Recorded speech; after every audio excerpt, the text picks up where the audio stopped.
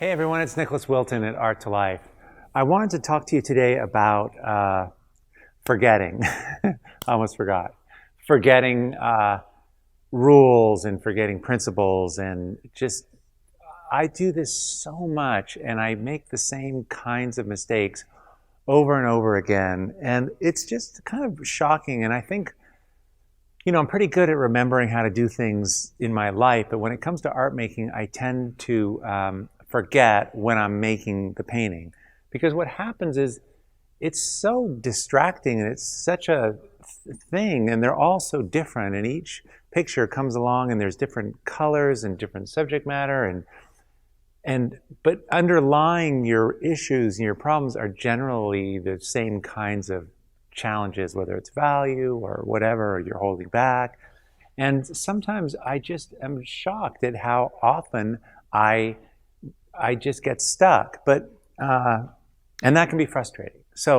But what I do now, and this might be something that could be helpful for you, is I just let that go, because if I'm thinking or trying to remember, I just let it go now, and I go more on how it's feeling.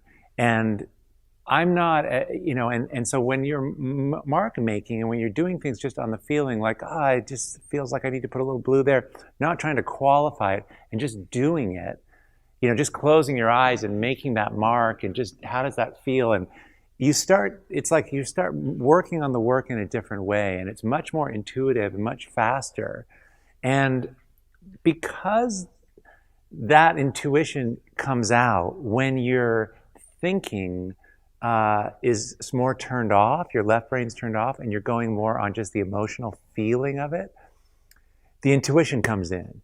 And if the intuition comes in, that means that's the inner part of you answering. And if that's the inner part of you answering, that's the soul part, or that's what I think of anyway. And when you're answering from inside yourself, that's when the work and the marks get really personal. And it's a little scarier to do that and to trust that, but that's what makes the work, that's the part of the work that feels fresh and feels different, and that's what creates the value. So it's this interesting thing of left brain, where you're thinking, you're trying to hold on to that, and then you end up losing that. But it's actually really good to lose that thinking for a while and go more into just spontaneity and intuition and let that looseness come out. And what I find is when I let that run, then for some reason I start remembering again. And then it more seamlessly comes in and I start applying principles. And so it's this call and response, this dance between those two.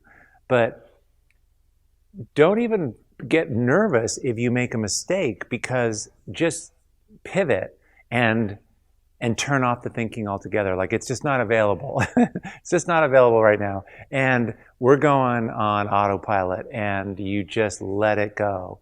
And that really, for me, is like, the work has to have that aspect of me just letting fully go, or else it just falls short. It doesn't, it's just kind of like smaller somehow.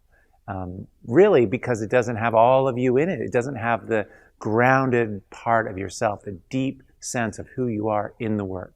We're after that. We want that. We want all of you in the work, the deepest, most powerful, the essence of you in the work.